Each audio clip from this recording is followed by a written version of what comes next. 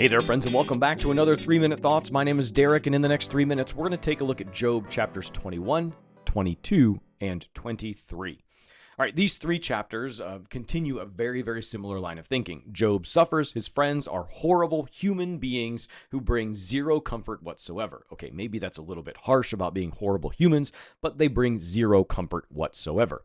So Job chapter 21 is kind of Job's rebuttal defense against what was said in chapter 20. Remember in chapter 20, Zophar, one of Job's friends, says that the wicked always immediately will suffer some quick downfall.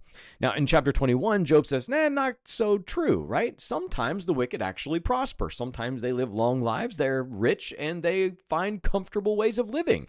He says, just because I'm having a bad day doesn't mean that I'm a wicked human. That's the summary of chapter 21. Chapter 22 is Eliphaz. Again, we're hearing all of his friends come back time after time after time, and all they do is bring negativity and judgment and some sort of bad thing into Job's life. You would think by now that he would walk away from his friends, but that wasn't the way it was intended to be. All right, so chapter 22, this time the accusations get even a little bit more pointed and very, very direct.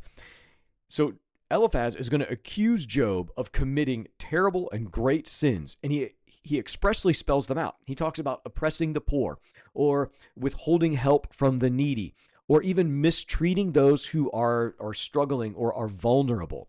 So Eliphaz is going to say basically that, Job, you're getting this because you did the same thing to other people who were in worse off situations, and so you deserve all of this. Chapter 23 is then going to be Job's response yet again. But this time, Job doesn't defend himself. He doesn't say by patting himself on the back, oh, but I'm such a great person. Not at all, as a matter of fact.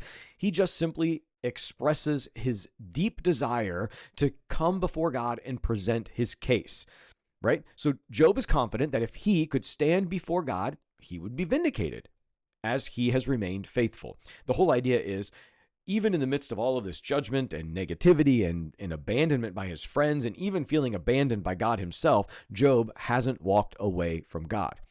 Job is confident that in his faithfulness, God would bring some sort of relief in the middle of all this.